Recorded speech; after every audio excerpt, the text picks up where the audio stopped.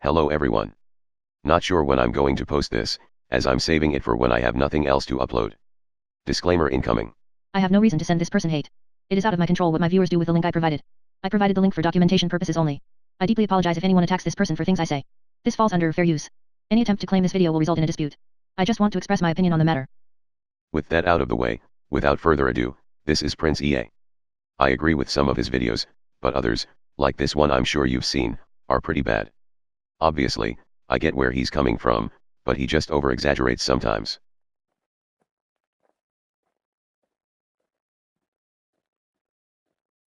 Dear future generations, I think I speak for the rest of us when I say, sorry. Alright, this first one isn't as bad as most of my right-wing counterparts would spin it. He said that he thinks he speaks for everybody, not that he does. Sorry we left you with our mess of a planet. Sorry that we were too caught up in our own doings to do something. Sorry we listened to people who made excuses to do nothing. My excuse: I don't own a factory. I don't own an oil rig. I don't own a lumber company. He tries to make it sound like we are all to blame for climate change. In a way, I guess we are, but not to the magnitude he tries to convey. I hope you forgive us. We just didn't realize how special the earth was. Like a marriage gone wrong. We didn't know what we had until it was gone.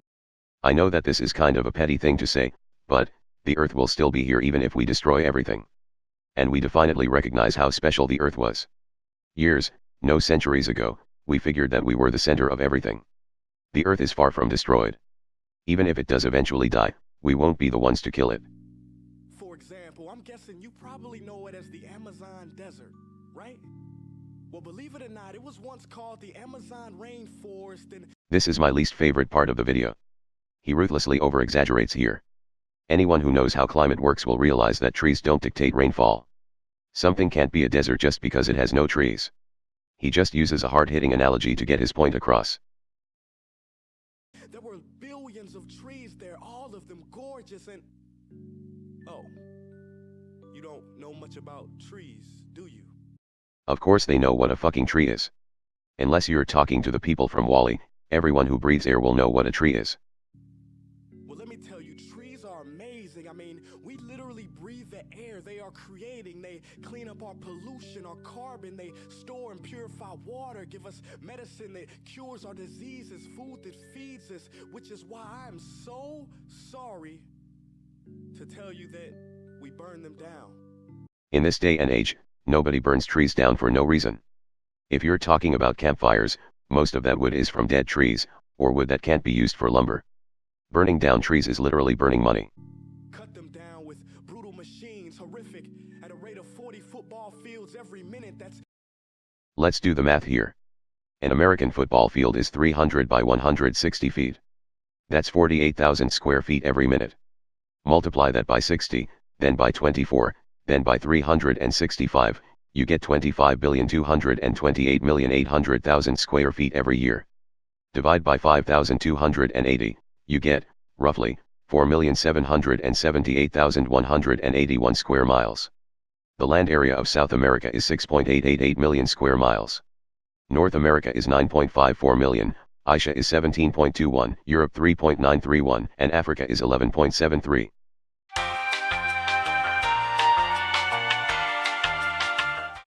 That is 49.229 million square miles altogether.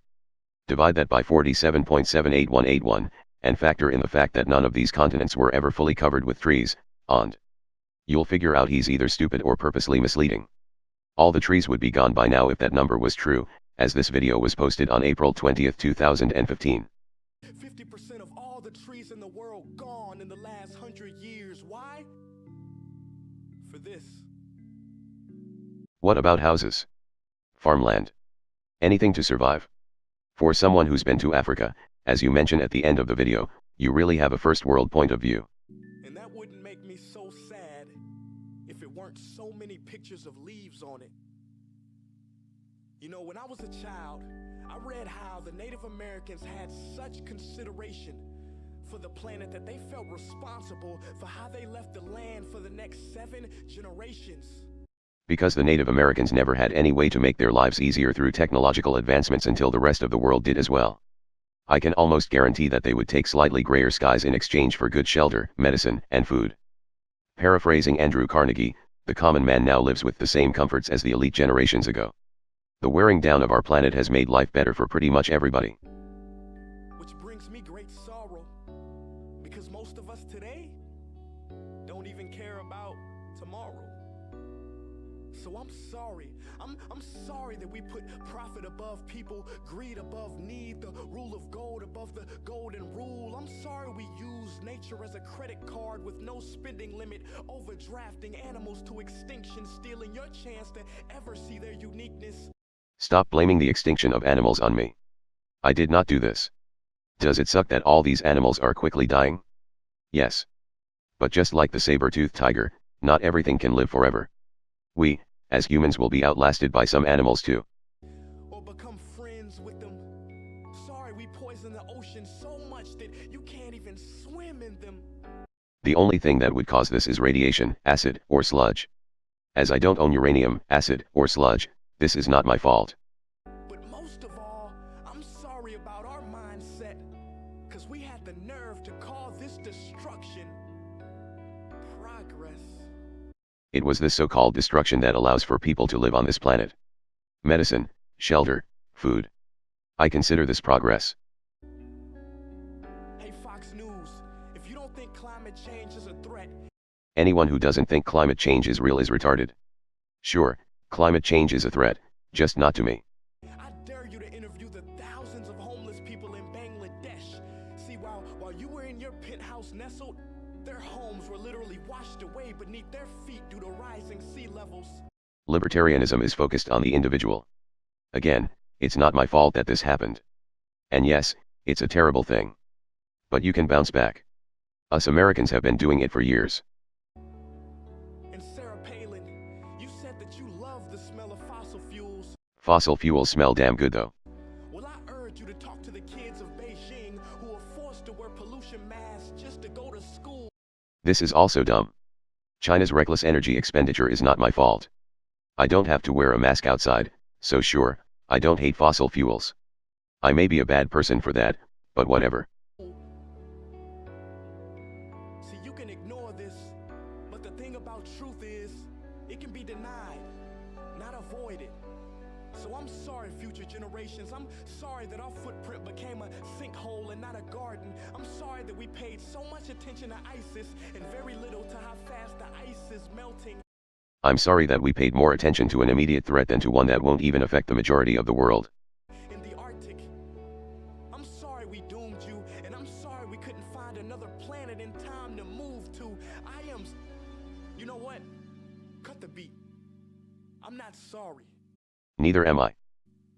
This future, I do not accept it, because an error does not become a mistake until you refuse to correct it. We can redirect this. How? Let me suggest that if a farmer sees a tree that is unhealthy, they don't look at the branches to diagnose it, they look at the root. So like that farmer, we must look at the root, and not to the branches of government, not to the politicians run by corporations. Viva la Revolution. We are the root, we are the foundation. This generation, it is up to us to take care of this planet. It is our only home. We must globally warm our hearts and change the climate of our souls and realize that we are not apart from nature. We are a part of nature, and to betray nature is to betray us. To save nature is to save us, because whatever you're fighting for, racism or poverty, feminism, gay rights, or any type of equality. How is poverty a type of equality? I get that you wanted to rhyme, but don't fish for it. It won't matter in the least, because if we don't all work together to save the environment, we will be equally extinct. So,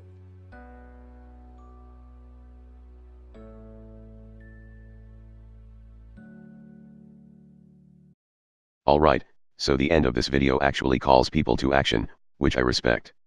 Sure, I have a selfish outlook, but so does he in a way. He expects me to put down my life to save people I don't even know. Selflessness goes both ways.